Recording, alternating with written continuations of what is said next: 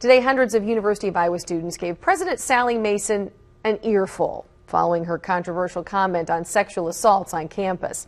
Mason was quoted in the school's newspaper saying sexual assaults couldn't be stopped because of, quote, human nature.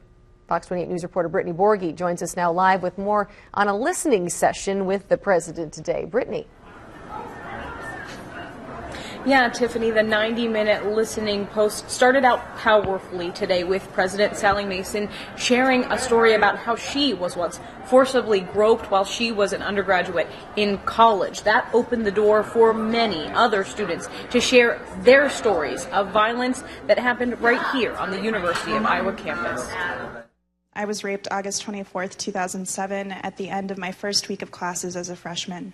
I regret not going to the hospital the day of the rape, but on top of my confusion about the situation was the convoluted sexual misconduct website, which conveyed to me that the process was not a safe avenue for me to take to assess the situation.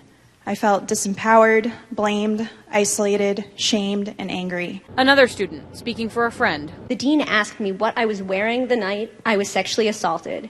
I've heard several times, "How could you be so naive, innocent, and dumb?"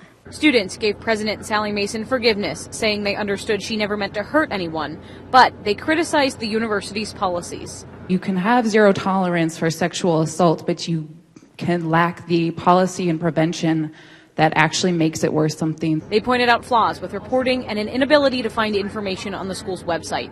They criticized campus police for refusing to escort them home and the night ride service for refusing them rides when drunk and vulnerable. Things that we put in place that we thought were working pretty well, to hear from students that in fact some of those things aren't working nearly as well as we'd like, that's going to be good places to start. Mason said a true zero-tolerance policy needs to exist for sexual assault, and she will take guidance on that from sexual misconduct staff. Because it takes enormous courage, and I can say that from a very, very personal aspect.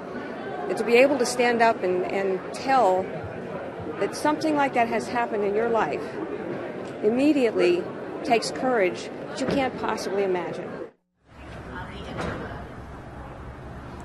And the students that I spoke to after the listening post said they really appreciated the chance to speak out, and they are optimistic for change. Covering the corridor in Iowa City, Brittany Borghi.